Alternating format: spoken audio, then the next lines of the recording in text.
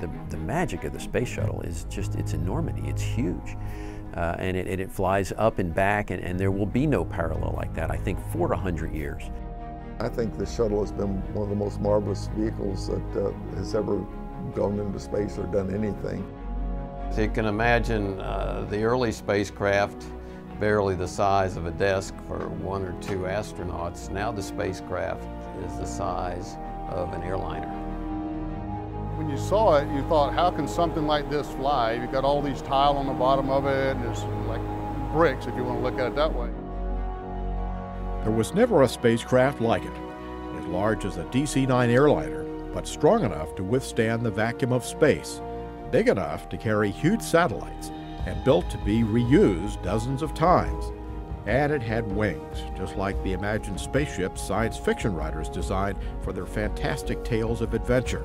And the sophistication of that, again, compared to the earlier vehicles, was difficult to get accustomed to, particularly since we were making the transition from the era of wires and switches and meters to digital and computers.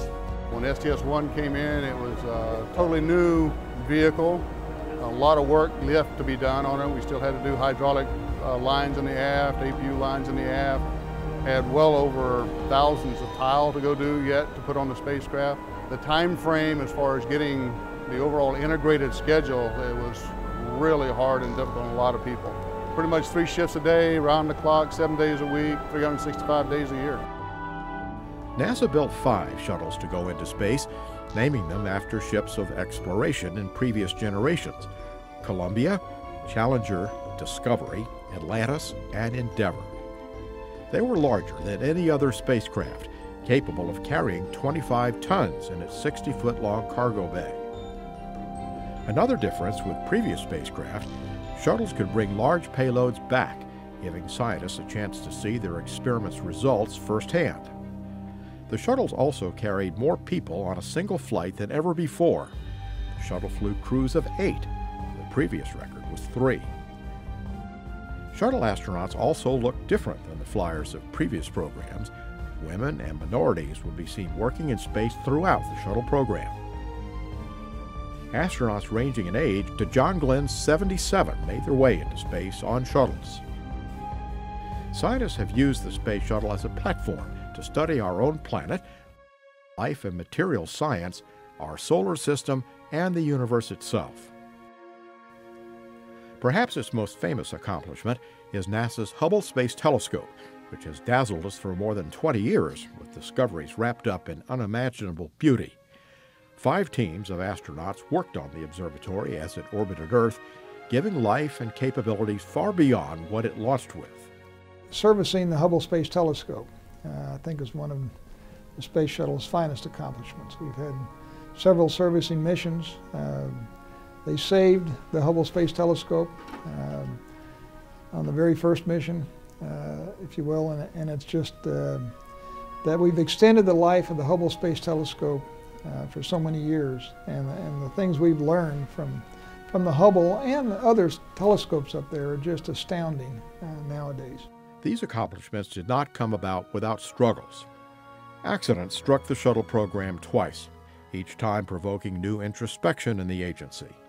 Challenger broke up 73 seconds into flight on January 28, 1986. Columbia, returning to Earth following a successful scientific mission, succumbed to the forces of reentry and was lost over Texas and Louisiana on February 1, 2003. Each shuttle had 7 astronauts on board. We could have shut the program down after Challenger. We could have shut the program down after Columbia. We could have stuck our heads in the sand and let the future happen however it was going to happen. But we didn't. We decided to figure out what went wrong. More importantly than that, figure out what we did wrong, fix it to the best of our ability, and keep the doors open for our young people and keep that future open. T-minus 10 seconds, go for main engine start. 7, 6, 5, 3 engines up and burning. 3, 2, 1, and liftoff of Space Shuttle Discovery, beginning America's new journey to the moon, Mars, and beyond. And the vehicle has cleared the tower. Astronauts flew shuttles back into space following each accident to fulfill missions and to honor the legacy of exploration. As the program evolved, shuttle missions grew in complexity. Ground teams and astronauts gained new experience in activities like spacewalking, using robotics, and capturing and deploying satellites.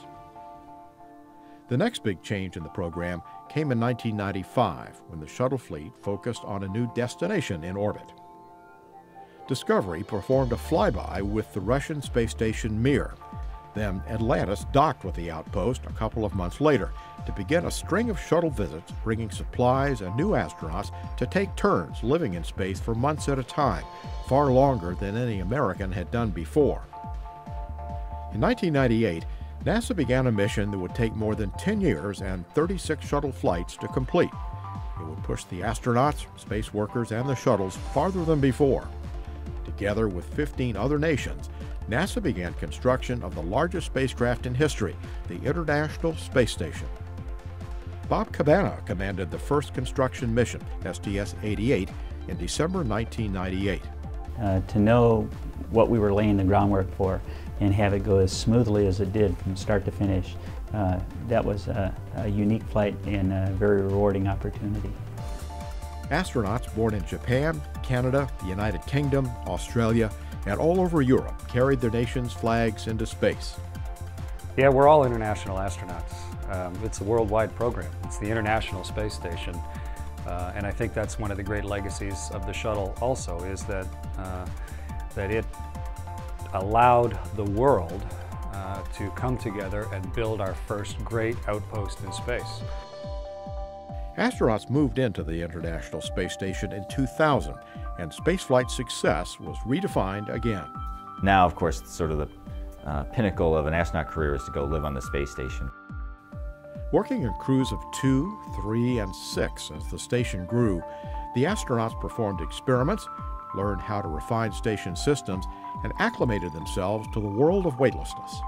We had bedrooms, we had laboratory, we had windows to take pictures out of. It was a fully functioning laboratory, and so it was just an awesome place to live. You get used to the zero-G, and then you get used to sort of the daily operations, what you have to do every day, talk to the ground, find some time to have your meals, and call your family and write your emails to your friends. And I found it very easy to adapt to living in space, and I really enjoyed it a lot.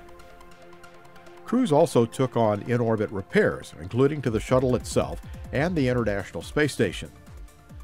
The last flight of the storied Space Shuttle program, STS-135, will carry tons of equipment and supplies to the ISS, leaving the orbiting laboratory well-stocked for another decade of research in orbit. 4 astronauts will perform the mission, working with the space station's 6 residents to unload the supplies during much of the 12-day mission. All 4 are veteran flyers, commanded by Chris Ferguson. Doug Hurley will be the pilot, and Sadney Magnus and Rex Walheim are the mission specialists. We kept the scope of the mission fairly compact. You know, it's an MPLM resupply logistics mission. There's 1 EVA, but that spacewalk is being done by the space station crew, so the scope is a little bit smaller as a result. Because this is the final shuttle mission, its patch would carry extra meaning. The wife of mission specialist Rex Walheim came up with the design.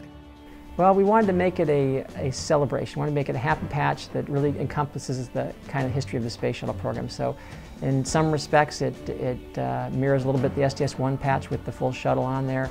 And we wanted to also honor the whole NASA contractor team, the whole team that has made the Space Shuttle possible. And we did that by putting a portion of the NASA emblem in the middle with the swoosh on there. And then we also want to signify that it was the last mission. We did that with the Omega. After 134 missions, the shuttle program has pushed the boundaries of what was possible for people to accomplish in space. The space program, since its early days, has been really something to point at as a piece of history, American history. And the Space Shuttle for the last 30 years has been the way we get American astronauts onto orbit and international astronauts with us. So it'll be remembered as this part of American spaceflight history. To have a vehicle like a shuttle that launches as a rocket, lands as a heavy glider, and does all the different kind of functions on orbit that it has over the years, I think it's going to stand in the annals of history as a very unique versatile, kind of a one-of-a-kind vehicle. The Hubble Space Telescope, the space station, means just tremendous accomplishments. You know, a winged vehicle that is able to come back to a runway, developed in the 70s. I mean, it's just a tremendous technological feat even now. I don't think we're going to see a vehicle like it in the near future, and I'm just proud that I was one very small part of it. I think people are going to look back on the space shuttle and think it was one of the most incredible vehicles ever built by mankind. It allowed us to fly into space in a fairly routine manner. It will be a long time before we see another vehicle nearly as capable as the space shuttle. It'll be remembered for, I think, its pioneering in aerospace and just the magnitude of the program, and the fact that it served the world for 30 years and built the International Space Station will be what everybody remembers.